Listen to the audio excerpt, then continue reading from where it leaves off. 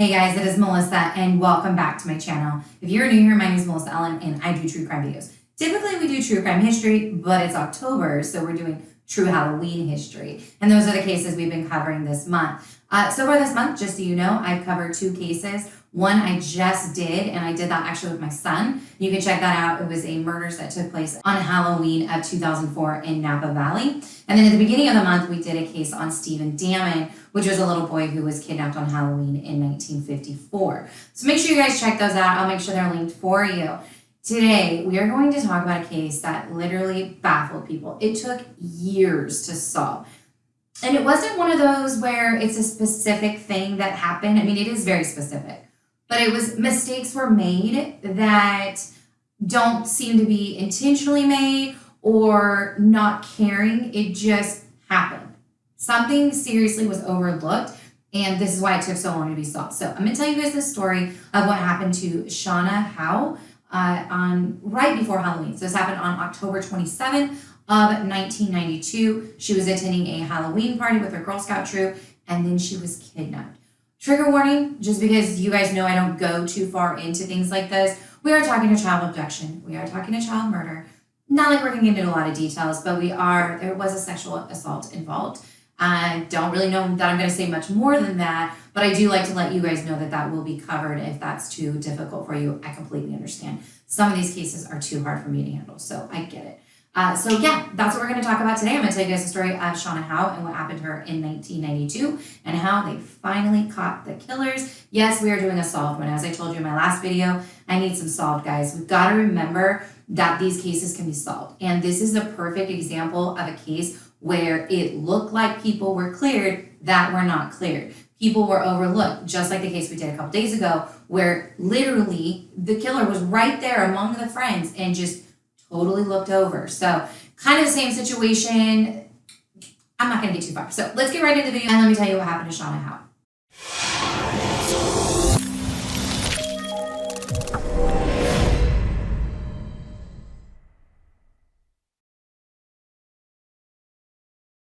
Okay, so this took place October 27th of 1992, a couple of days before Halloween, and it took place in Oil City, Pennsylvania. Small town, and we have a little girl by the name of Shauna Howe, and she is 11 years old. And here's what I know about her: super sweet, super outgoing, super friendly. There, a lot of nice things were said about her. She's still 11, so she hadn't formed a full personality, but her mother would have considered her sassy, but not the kind of girl that, even though she was sassy with her mother, didn't follow rules. So if she had to go somewhere else, she would have called her mother. If she needed to get a ride, she would have called her mother. Like, this was a child that would have communicated with her family where she was going to be.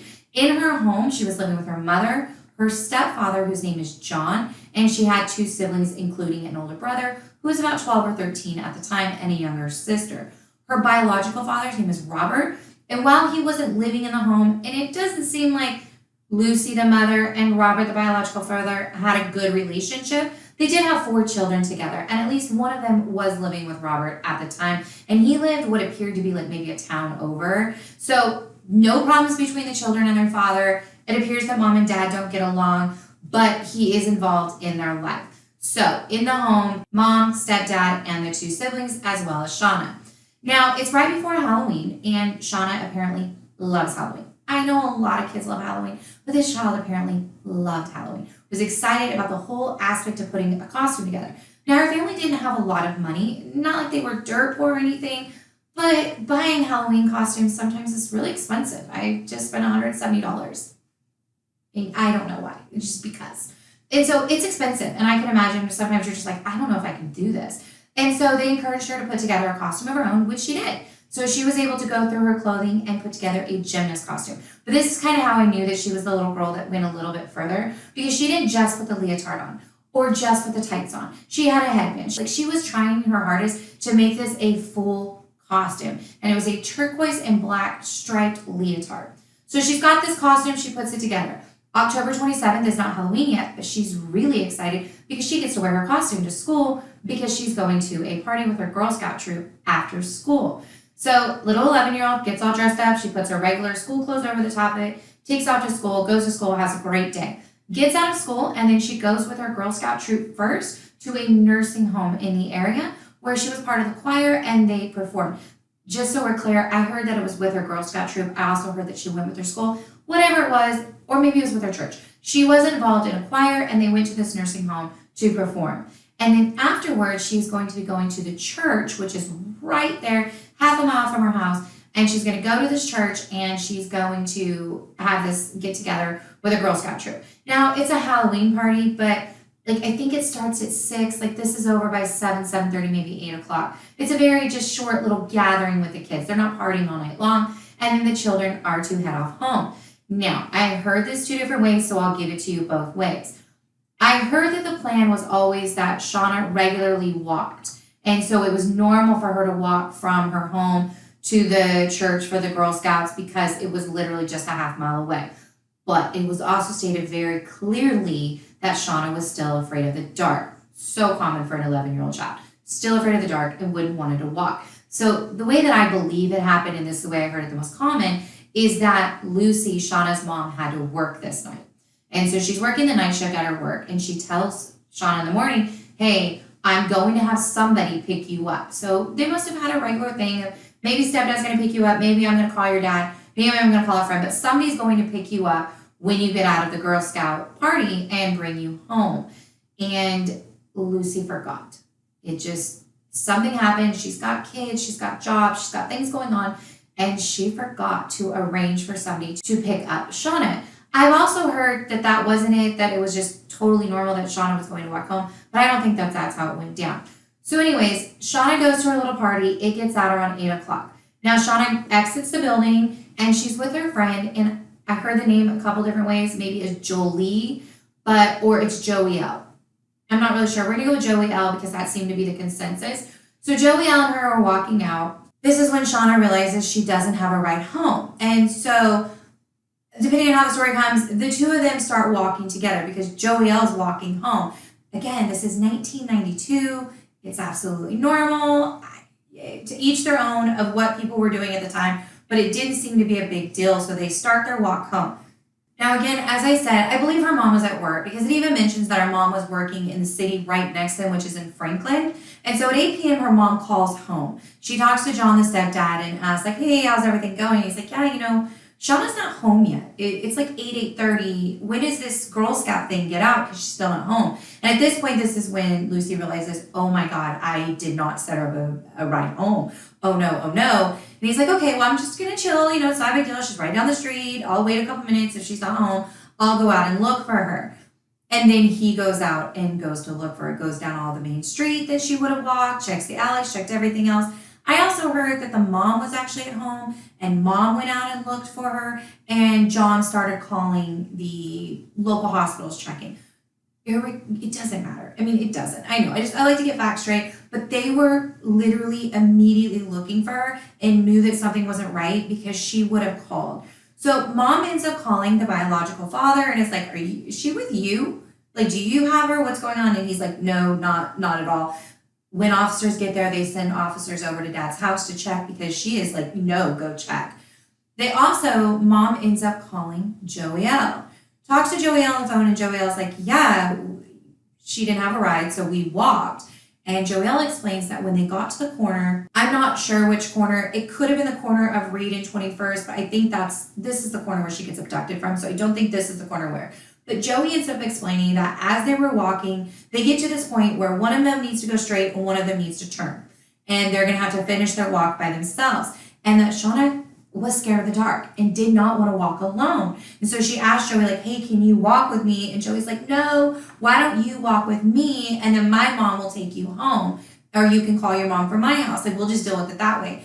And Shauna didn't want to inconvenience anyone. She's like, no, it's okay. Like, I'll be fine. Like, I'm just going to do my little walk. I'll be fine. Like a strong little 11-year-old, like, got this, I can do it. And her plan is just to get herself home. And unfortunately, that's not what happened. So again, her parents are at the house. John's back at the house. Lucy's at the house. They're like calling everyone. They cannot figure out. They've drove around. They've looked for her. It makes no sense. And now it's 9:30 at night, and this is not right. They phoned the police department immediately to get help in locating their daughter. Like, you need to go out. We need to find her. Something's not right. Police immediately spring into action. They get there to the house. They're investigating. And that's when they realize they linked two things together. There was a call that had come over the radio at 8:06 p.m. A man by the name of Dan Patton was just a neighborhood man, was out walking his dog, walking on whatever he was doing. He's out walking, and he runs up to a woman's door, and he's banging on doors like he wants to get a phone. 1992, we don't have cell phones. So he gets to this woman, and he's like, I need to call 911 immediately. We got to get the police out here. I just witnessed a little girl get kidnapped. Dan said that he's walking down the street, and it's kind of a little bit away from him, and he sees a little girl that he describes like to a T to be Shauna walking down the road, but he doesn't know her. He just knows what she's wearing and what she looks like.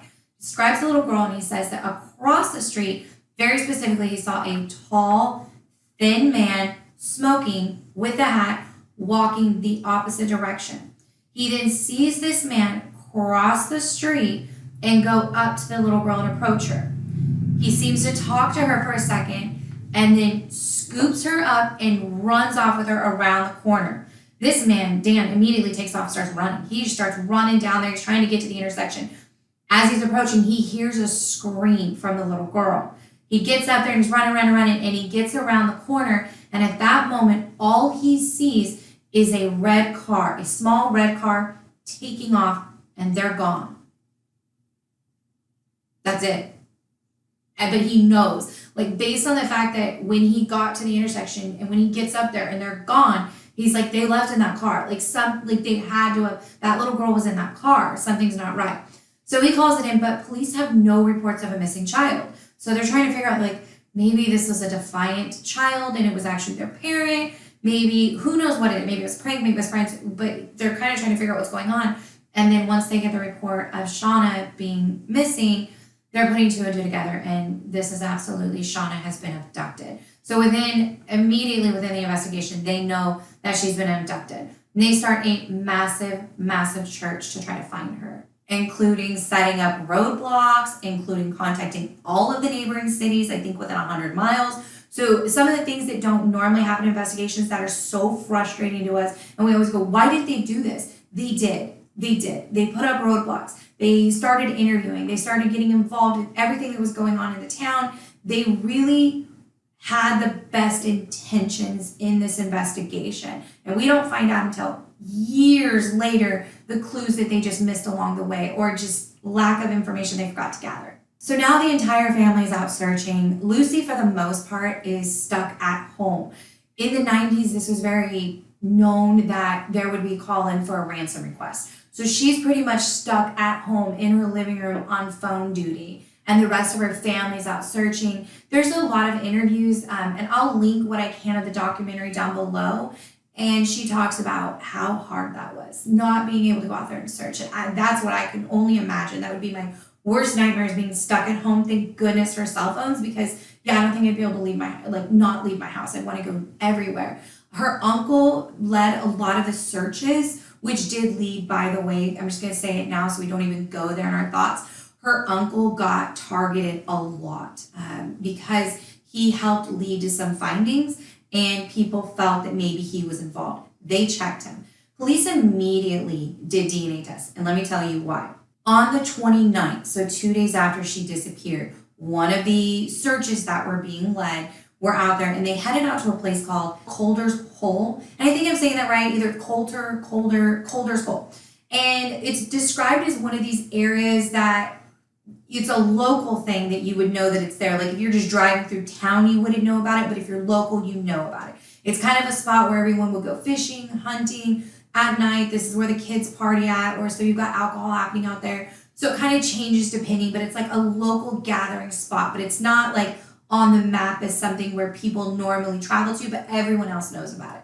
So they're out there searching Calder's Hole, and one of the searchers comes across her leotard, okay? Her little gymnast leotard, the turquoise and black, and they find it out in this area, and they start a search, and they find nothing else, nothing. They search, police launch a massive search, the regular searchers that have already been searching are searching. They are out there, they are looking, they are digging, they are just scouring this area. They're trying to find her, okay? Maybe she's out there, maybe she's cold, maybe something's happened to her and she's still alive. Like, they searched hard trying to find her. Now, the one thing that they did find from this leotard is that there was seminal fluid on it. Okay, so yep, we've got a man's sperm on her little girl leotard, and that's very troublesome immediately. But it was helpful because police now realize they probably have DNA. DNA was new at this time. It wasn't as detailed as it is now, and there was not a full database like there is now. So, but at least they had it. And if they found the right person, they could match the DNA. And that was their plan. They were going to take DNA from every single man they possibly could and compare it so that they could find who did this to Shauna. So remember I told you, they did this massive search that day. Massive search of Calder's Hole. Police were involved. Searchers were involved. Massive, extensive search of this area. And they found nothing. Not one single bit of information to help them move forward. No evidence, nothing. However, the very next day, a man from the area is either hunting or hiking, whatever it is. There's a man and he's walking across the bridge and he looks down and he sees the body of a little girl, I believe face down in the water. I heard two different things. It was either 200 yards or 500 yards, but within 500 yards of where they found her leotard, her body is there. And police are completely dumbfounded by this. It makes no sense. Now, she is wearing her own shorts. She does have her own shirt on, but it is inside out and backwards. Her feet are in the water, but she has someone else's socks on that they can never identify. Her shoes are up on the bridge, and they're awkwardly placed. It appears that one was facing this way and one was facing this way, but they were set very perfectly, and there was a lollipop wrapper on the ground. These things were not there the day before. They were not there. They had searched. They would have seen these shoes just sitting there. They would have seen her body right there. So police were completely dumbfounded at this point. Like, what is going on? And they started to think, is the killer mocking us? Are they trying to be like, haha, look what I did. You can't catch me, because everyone knew they were searching this area. Everyone knew they had found something. So what's going on? This doesn't make a lot of sense. And they started to try to get together a profile of this person who did this. The one thing they thought about the person is that he was going to be a white male. They got this. Obviously, the person saw her being abducted. They felt like this person would be acting incredibly different since this had happened. That something about them would be completely different. They also felt this person would be awkward with children. So there was a couple things that they were figuring out, but it wasn't quite leading them to where they needed to be. They couldn't figure out who this could be. Let me give you the part about her that's just a little bit sensitive, so let me just go ahead and throw it in now. So if you want to skip ahead like a minute, feel free. It was very clear that Shauna was alive when she went off the bridge. Either she was running and fell off the bridge trying to get away from someone, or somebody kicked her off the bridge, or somebody threw her. It took years, but eventually they realized that there was a shoe print on her face. Either she had been kicked or someone had held her head down. She had been brutally sexually assaulted over a couple of days, period. There were rug burns on her knees that appeared that maybe she had been held in the trunk of a car or on ground. Something happened. And we'll leave that there. The way she died was from blunt force trauma. She died from falling off the bridge or being thrown off the bridge. That's what killed her. And she had tried to put out her arm, so they knew that. And that's why she had broken certain bones, so they could tell. And she was alive for anywhere from 5 to 30 minutes after she fell from the bridge, and she was left there, which is horrible. Like, I just can't believe somebody does this to a little girl. Like, I hate it. Like, ugh. One thing that was remarked in the beginning is that she had no restraint marks, no ligature marks, like she had been held. And this was something that they realized later was a big deal, because in order for her to be held against her will by one person for that period of time, it's just kind of awkward, because that person's going to need the restroom, that person's going to go to sleep, that person's going to need food. Like, that's really hard for one person to hold a child against their will with absolutely no restraints. But if you had more than one person, you could easily do that with a child. Now, the town was absolutely freaked at this point, okay? It's October 29th. They found her. They're finding out little bits of information, and they canceled Halloween. Canceled Halloween that year in that town. Canceled. No Halloween. Just done. We're not doing it. Parents were petrified. This was during an era where we had a lot going on. We were doing the Stranger Danger, Just Say No, Dare, like everything was kind of figuring out like how can we proactively get to children and make a difference and help them with how to handle things. So we have this happen in this town and it's Halloween. The community freaks out. They cancel Halloween. And then the community tries to go further. They started putting watch programs together for the children. Children weren't allowed to travel unless they were in groups of 3. They had to be with a parent. There was just a lot of things. There was no kids out after dark. Like they were trying to think of everything. It even started arming children with mace. That was a whole different thing. The police officer was like, please don't do that. That could easily be used against them. Don't give them a weapon. They're too young. They had karate classes, self-defense classes. They were really like petrified this was going to happen to another child, and they were trying to prevent it. Halloween changed in that town until 2008.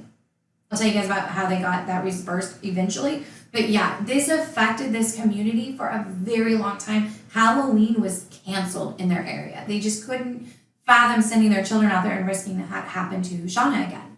Rewards were put out. I think the rewards ended up over $11,000, which would have been a huge amount of money for anyone in Oil City at this time. This was a city that was built on the wealth of oil industry and was at a time where it had fallen apart and collapsed, and there was mostly kind of a struggling community of people and a lot of people out of work and looking for ways to make money.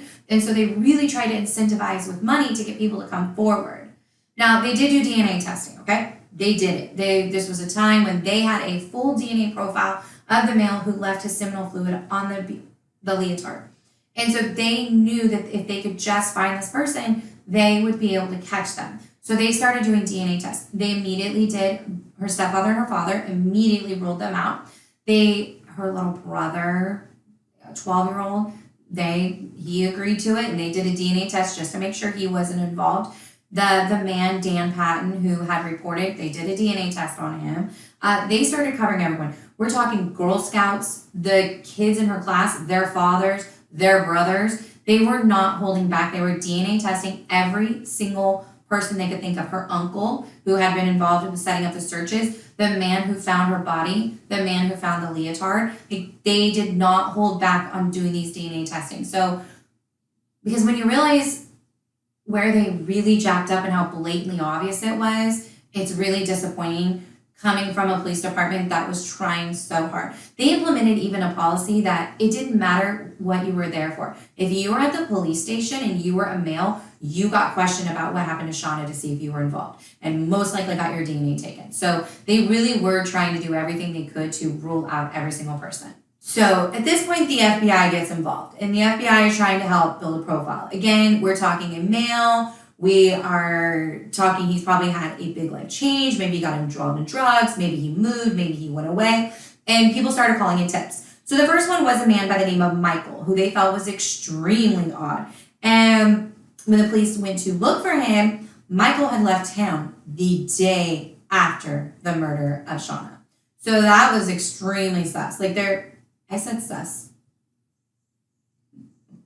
My kid's gonna kill me. I'm gonna kill my kid for making me say that. Suspicious.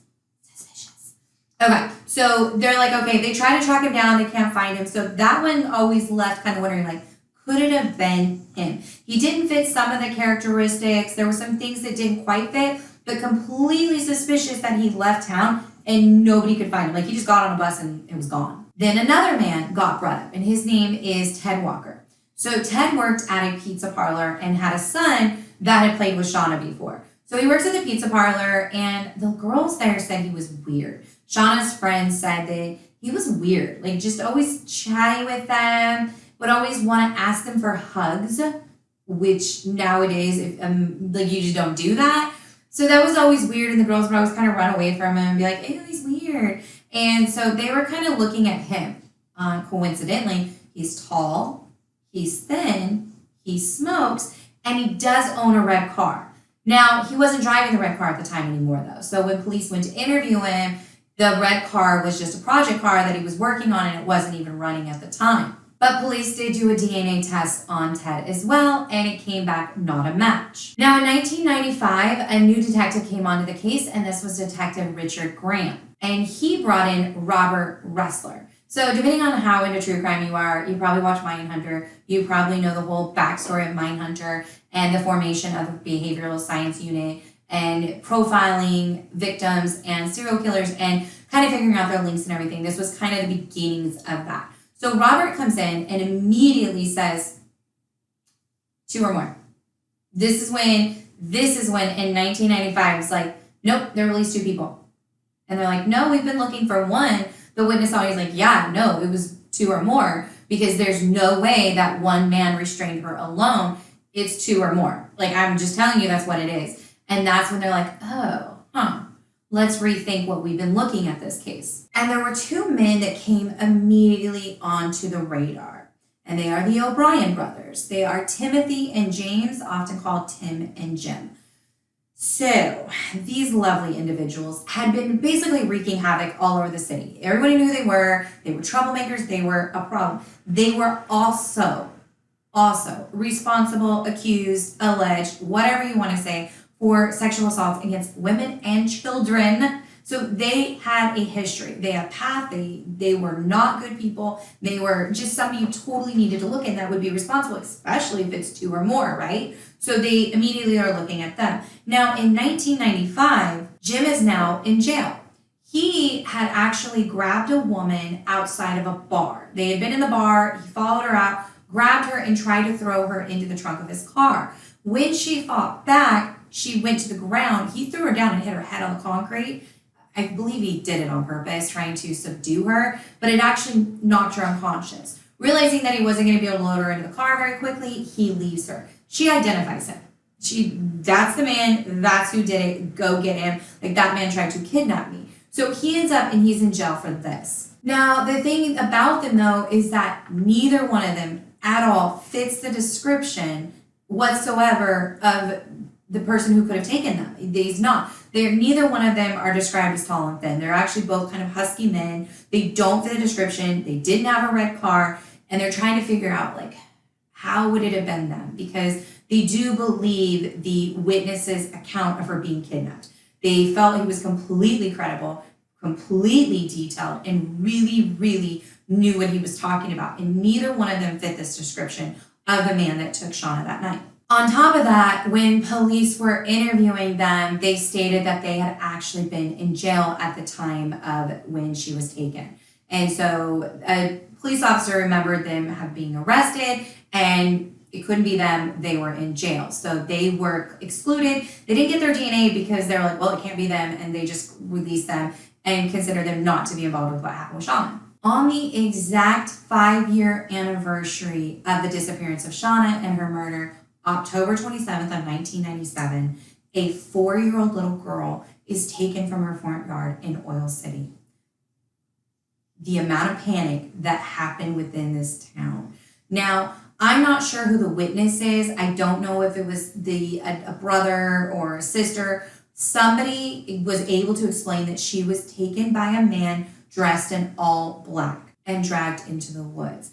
Now, this case did end up getting solved. The little girl's name was Shauna Freeman, and unfortunately, she was murdered. The person who was responsible, his name was Nicholas Bolin, and he was 17 years old, and he was assisting in the search for the little girl that night. He awkwardly was giving the mother a hug, and police noticed this. They pay attention to everyone in the crowd because suspects often insert themselves or try to act casual, and they might give themselves away. And the detective noticed this Nicholas kid and was like, something's not right. And so he wanted to interview him, and Nicholas pretty quickly admitted that it was him and said that he had heard the little girl and she was in the woods and he didn't know she was dead. And so he led the police straight to her. He had thrown her over a ravine and kicked some dirt over the top of her, and unfortunately she did not survive. And so police and everyone are like, whoa. Threw over a ravine bridge, little girl, oh no, like what if this is the guy? However, police were pretty quickly able to rule this out. At the time when Shauna was taken, Nicholas was only 12 years old. And yes, it is absolutely, we have some serial killers, pedophiles that do start at the age of 12. However, it didn't seem likely. To have held her for 2 days without restraints just wasn't seeming very likely that he was involved. And he clearly admitted immediately to what he did to Shanae, and he completely denied any involvement in what happened to Shauna. So they were able to rule him out. I believe they even took his DNA just to be careful, but they were able to completely rule him out. By the way, Nicholas is serving life in prison and will never be released for what he did to 4-year-old Shanae. So at this time, Detective Graham has never given up on this case. He's working his other cases during the day, but at night he's always looking at Shauna's case, trying to think what could we have missed? And this is when he realizes, first of all, I think this is when they realized that there was a shoe print. That kind of gave them a little bit more information. But also, he starts looking back at the notes, and he's realizing that some of his cooperation there's not full documentation on it, which you should have. Like, for example, Tim and Jim. They were in jail, right? So where's that printout showing they were in jail? That should have been attached to it. At some point in time, somebody should have got the paperwork and attached it to it. But he's like, I don't have that paperwork. I should get that to make sure that nobody can question it. Even if they're innocent, a defense attorney could use that you didn't verify everyone had an alibi. So he's like, okay, let me go ahead and check that. And that's when he realizes that, yes, they had been arrested around the time. And they had gone to jail. But they had been released on bail prior to Shauna going missing. They've been out the entire time. So they do a DNA test. And Tim's comes back, and it's not a match. But James has come back, and it's a match. James OBrien, DNA, matched the seminal fluid that was on the leotard. He did it. Now, there was also a witness. Okay, not a witness, a cellmate. There was a cellmate of Tim who had come forward and said that during the 9/11 lockdowns of the prison, and his cellmate said that Tim, not James, the one whose DNA, had admitted to him that he had done it, that he had kidnapped a little girl near Halloween and thrown her over a bridge. Now, his testimony later on becomes, they just couldn't corroborate it. They didn't believe him. They didn't find him to be a good witness. But I mean, honestly, it makes you wonder because they did. But police are still pondering, okay? So they know that James's DNA is on the leotard. And they know that him and his brother do a lot of crappy, shady shit together. So they're like, okay, it's got to be the two of them. Because remember, at this point, we've determined there's two or more. There has to be, because how did they restrain this little girl for so long without using any sort of actual restraints? Had to have been two people. And it's got to be these two. But they do not match the witness description. It's just not making any sense. And then they put another thing together. I don't understand how they didn't put this together already. One of the brothers had been, if not both, it said both, was living with none other than Ted Walker, the pizza dude. Living at his house during this time. He was helping him with some odd jobs or something. So, right? How did they not put this together? And also, at some point in time, that red car, the red car that wasn't running, had been burned. And then he went back to the reports and he realized that they never verified that this car didn't actually run. He told them it was just a project he was working on and that wasn't running at the time, but nobody actually went back there and tried to turn the car on or check to see if it had been moved or anything. They just took his word that it wasn't running. So they never verified that red car wasn't running. So now they're thinking, so we've got this tall, thin man who's hanging out with at least one man whose DNA is on Shauna and a brother. What? These guys are all involved. It has to be the three of them. So they bring Mr. Ted Walker back in. And his stories, he had been interviewed several times because they always kept looking at him because it did seem they should have went a little step further. They should have verified the car. They should have done more. But they always had a feeling that he was somehow involved, even though his DNA didn't match. But now they know why, because there was only one DNA on her, and that was James. So they bring Ted back in and they interview him and they tell him about the DNA.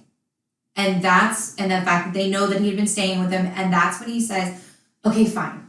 I'll tell you what really happened. He says that one night, him and the two guys were sitting around hanging around. And the two guys who are in and out of jail, got nothing problem with cops, are telling them that they think that the Oil City Police Department is a laughing stock and they want to make a mockery of them. They just want to scare them and jack with them because they think they're stupid and they can't catch anyone. Obviously, they had gotten away with crimes and they thought it was funny. So they decide that they have a plan. They're going to kidnap this friend of theirs, 8-year-old little boy, on Halloween. They're going to kidnap him for a while. They're going to keep him. They're not going to hurt him. And the kid's going to know that they are. So they're not, like, it'll be fun. The kid won't be scared. And they're just going to hold him for a couple hours and just to watch police run around and not be able to solve it. And then they'll just let the little boy go. He says he was like, okay, yeah, sure, whatever. And then he says in one of his mini stories, he says that he gets off work one night and he's in his own car. And he's walking and he sees his red car driving by with the brothers in it. And that the brothers are like, hey, we've moved up the plan. We're going to take another kid tonight. We can't wait. We want to do this. And he's like, okay. And they're like, yeah, go get that little girl. And he's like, oh, okay, I know her, so it won't scare her too much. Because he did. He knew her. And he walks up to her and talks to her about her Girl Scout cookies and then asks her for a hug. And then swoops her up and runs her over and throws her in the car with the two brothers. Which doesn't explain where did he go. Like, did he quickly jump in his car and Dan didn't see him getting into his car? It throws up a lot of questions. And so police are like, what? What kind of plan is this? So they took a little girl. He says then he goes back home, and two stories. One is that he got back home and they were already there and upstairs, and that his son told them that they brought someone with them, which doesn't make any sense because if his son saw the little girl, he knew her. And then her missing posters, wouldn't he have said something to someone at some point in time? Like, yeah, I saw her. She was at my house. But that never happened. The other story he gave is that he got home and then they came and they took her upstairs. And he thought like, okay, like they're just going to hold her for a little bit and then they're going to let her go. And then he says that he heard screaming of them trying to get her to calm down and that he went upstairs and they told him, mind your own business or your son's next, and that he took his son and left. And just left her there. I don't know. I just don't believe in any way, shape, or form that if you're that not involved, you're a father. Like, how do you let that happen? How do you not run straight to the police department and be like, they're there with a little girl? If you're scared for your son, take your son to the police department. It doesn't make a lot of sense. But that was the story that he gave. When they got to trial, though, he changed his story and basically tried to uninvolve himself, which caused a big old problem. But he did end up getting sentenced to, I believe, 30 to 40 years. So he's in prison where he shall stay. Also, when everything started happening with Ted Walker, they ended up, somebody called in after he admitted to the police what he had done. They let him go home. I guess because they didn't have DNA to tie him, but he just admitted being involved in kidnapping. I mean, he at least admitted that he took her, picked her up, and put her into a car. I don't know how that wasn't enough evidence just to hold him, but they let him go home.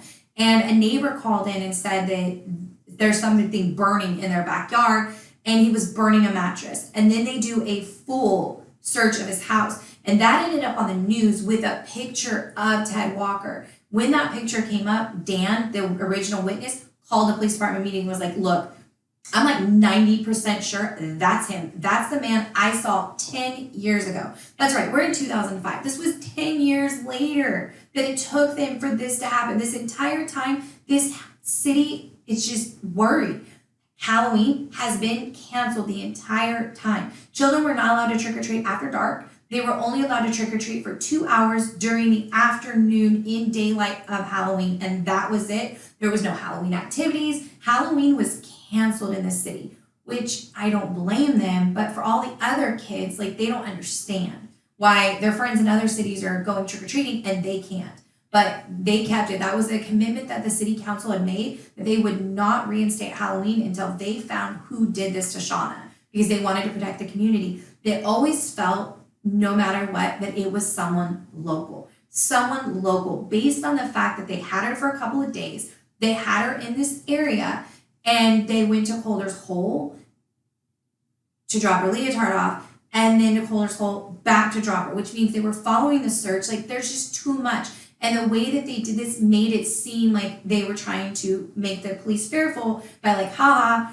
On top of that, there was also somebody who pranked and had spray painted on the building of the school, "Your watch out kids, you're next," something along those lines. So there was somebody really trying to terrorize them. Somebody knew what had happened to Shauna. And so now it's 2005 when this is all finally coming out, and they're realizing who did this. Now, at this point, they know that Ted's involved because he's admitted. They know that the brothers are involved, and they know that James's DNA matches. But what you're building a case on is only proof that James sexually assaulted Shauna, and only proof that Ted says that he put her into the car with them, which is a lot of information, but it's not quite enough, and they're worried that this case might fall apart in trial. So they're trying to get more information from them. While this is happening, Tim ends up being convicted for an assault during this time of a 6-year-old girl and an 11-year-old boy.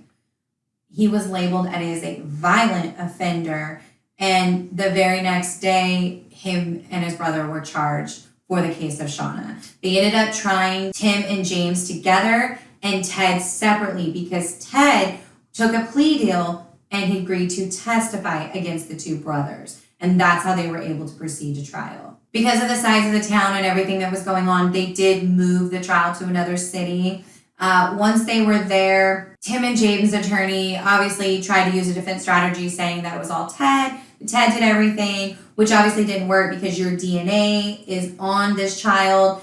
James tried to say that his DNA was there because he was staying with Ted and that he had brought some random woman by the name of Heather home to that house and had engaged in sexual activity with her in the bed. And that's how the DNA got onto Shauna's leotard, which obviously didn't make a lot of sense because if there had been just his DNA, where was Ted's DNA? If Ted had assaulted her, where was the DNA from this random woman, which they could never find? So his story kind of fell apart.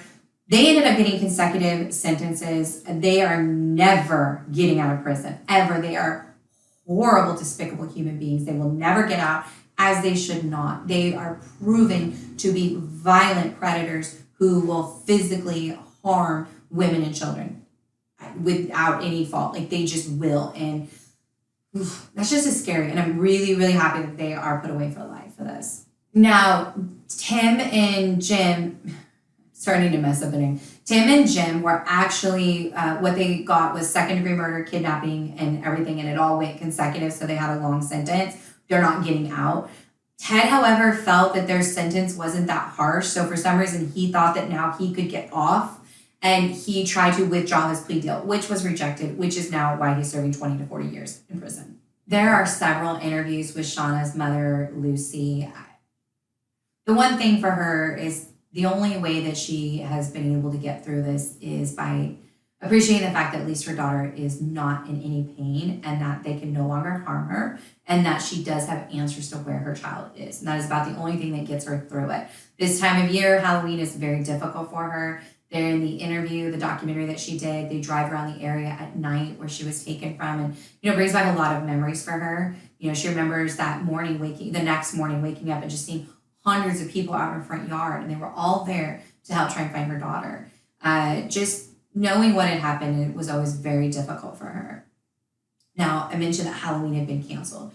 This went on for 16 yeyears. In 2008, there was actually a little girl, I think her name was Elizabeth, and she petitioned the council and asked that they bring back Halloween for the kids. That, it was really hard. The one thing is that a lot of parents are at work during the day, so a lot of kids couldn't, participate, or nobody was there to hand out candy. They couldn't see the decorations at night, or during the day. They wanted to see them at night, and they agreed. They had solved the case. They knew what had happened to Shauna. These men were no longer a threat, and they restored Halloween. And they ended up doing a balloon let-off in honor of Shauna to make sure that they were not forgetting her, that the school that she attended backed this whole proposal to bring back Halloween, and kind of in her honor. So it wasn't a oh, it's done, it's over, bye. It was definitely more of a, okay, we're good now. Our hearts are healing as much as they can. We understand the dangers, will always be careful, but it's time to bring back Halloween, because for 16 years, this entire city didn't have Halloween. There were kids that went their entire childhood and did not get to experience Halloween in this city without having to travel somewhere else. So they did. They brought back Halloween to their area and tried to restore their faith in humanity. This case really hit me. We think about all of these cases, and there are so many where we go, like, they're not a suspect because police said they're cleared. And we're all just going like, how? Can you tell me how you cleared it? Because I just want to see how you cleared them. Like, I trust you. I know your heart's there. I know you want the best, but like, I just need to see some backup, because this is what happens. They literally were going off the fact that the report said that the brothers were in jail at the time, and they weren't. It was just a mistake. And that little step just totally changed the whole direction of the case to where they're not looking at them. The whole, with Ted, his car, he fit the description to a T. He was creeper number one. He was weird. He was awkward. He was random around children.